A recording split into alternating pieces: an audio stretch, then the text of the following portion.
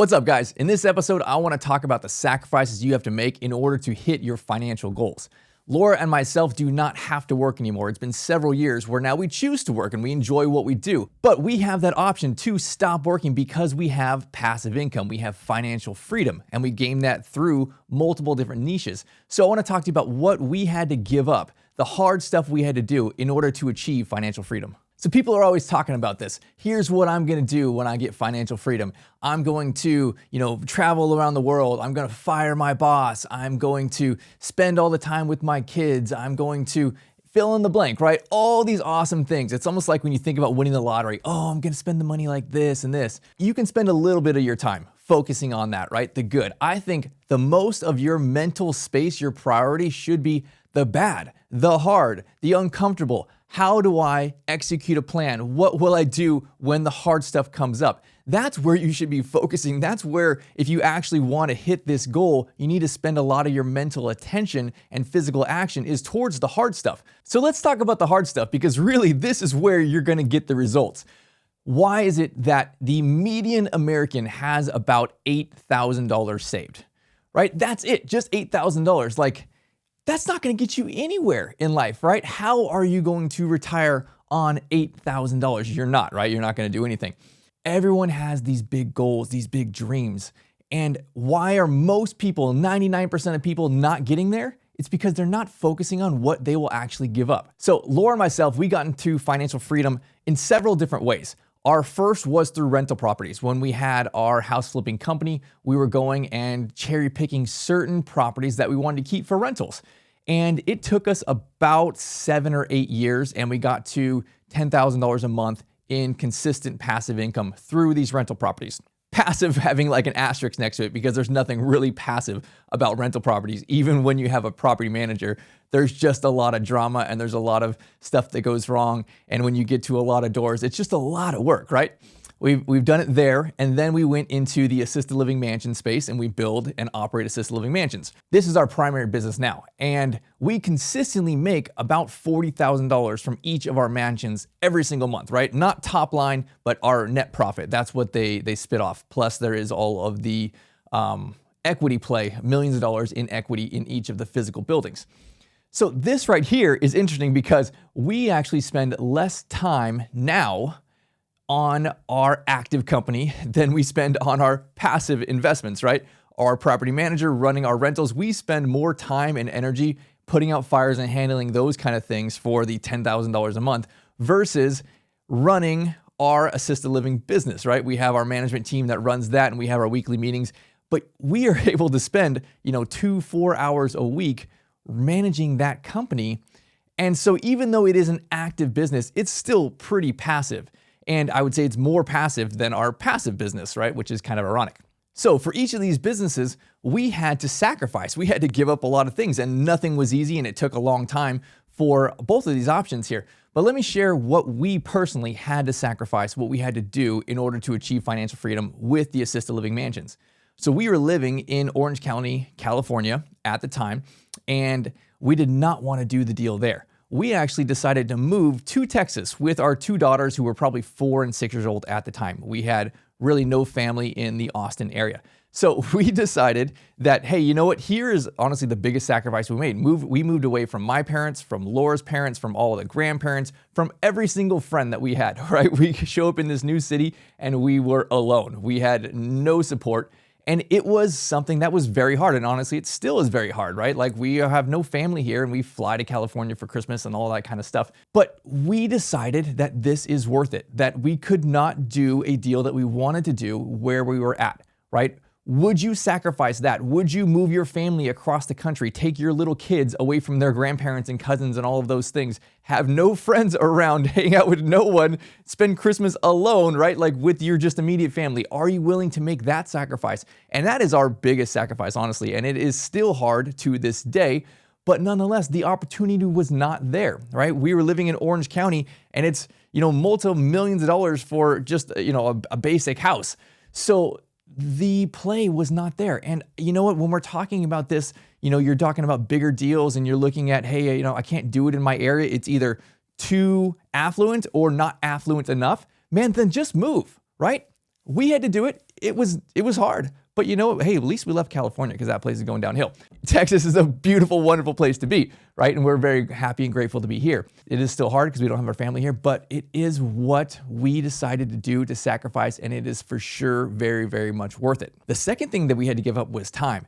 Man, we spent so much time those first few years. First going through all the construction stuff, and then on the operations side, we opened during COVID, and it was horrible, right? You can remember what assisted livings were like during COVID. There was all this stuff on the news and all the grandmas were dying and there was all these crazy things. It was super, super hard. And we were there, I mean, all the time, just obsessively there, because here was the problem is you would have a staff person who would test for COVID and they couldn't come back into the building for 2 weeks. And we had a small staff. We had like a dozen people on staff here, right? You lose a couple of them, and then you know what happens? It means that Laura and myself are working the floor, and we're there every single day, like most of the day. Laura's working night shifts. I'm the chef. I'm cooking every meal. Laura's taking care of all the grandmas and being in the owner's seat, trying to manage all this stuff where it's like, hey, my staff calls in and say, now I'm tested positive and I can't be back for 2 weeks. What do, right? There was no like outside services that you could bring in. Everyone was struggling with staffing at that point. That was one of the hardest parts of our business, right? Laura still is traumatized from that. She cried a lot of times during those time periods. And then, you know, right after that, there was the great resignation where everyone was quitting and jobs are reshuffling, and then, you know, all this quiet quitting stuff, and people just didn't want to work. It was really difficult to get staffing to come in, to take great care of your grandmas. You could always have bad staff come in, right? But to have quality people be able to do this, it was a lot of work and it was super hard and it was very hands-on. We were spending so much time at Platinum Resort, building the team, building the culture, stepping in on the floor and doing all of those things. And you hear me say now, hey, you know what? We work 2 to 4 hours a week, and probably honestly less than that for me. But we had to get to that place. It was finding and building the right people, the right team, and implementing the right systems, and also having a gorgeous mansion that people want to be at and move their grandma or their mom there. So business is sloppy, right? It's not when you have a W-2 job and you're going to show up from 9 to 5 every day, whether you like it or hate it or not. That's not the case, right? This is 24/7, right? Business, whether you own an assisted living or you own some kind of other thing, the problems never stop. Is it worth it for you? Are you willing to put in that time? Are you willing to work probably twice as hard and twice as long as you are while you have your W-2 job? And you probably won't get paid for the first couple of years. You probably break even or lose money. Is it worth it to you, right? That year, 2, 3, 4, 5, that you can be successful, that you can have that exponential return. And the return that we have now is amazing, but we had to put in so much work. Are you willing to put in that work and potentially not make money or lose money for several years while you're growing your team and your company? The third sacrifice, I would say, is slightly different. It's more about getting uncomfortable. It's not about what you're going to give up, it's more as what you have to do that you don't want to do. Because as you are starting a business, as you are pursuing these dreams, you're going to have to wear all these different hats that you would normally not have to do. If you have a W-2 job, you're going to sit in this lane right here and you're going to do these 1 to 3 things, right? But as you become an entrepreneur, as you get into, pursuing your dreams, whether they're passive investments or active, you're going to have to wear all these different hats. You are now the marketing team. You are now the HR. You are now the bookkeeper. You have to do all these things that you don't know anything about. And for us, we started in assisted living coming from a real estate development background. We knew nothing about these things. We had to learn how to take care of grandmas. We had to learn how to train our staff, how to do the ADLs. We had to learn how to do dementia care and medication management. All of these things that we now know and are experts on now, man, we knew nothing about then, right? And it will be the same for you, whether you are looking to buy your first rental property, whether you're looking to invest or start your own business. There's going to be so many things that you don't know. And are you going to let that fear stop you?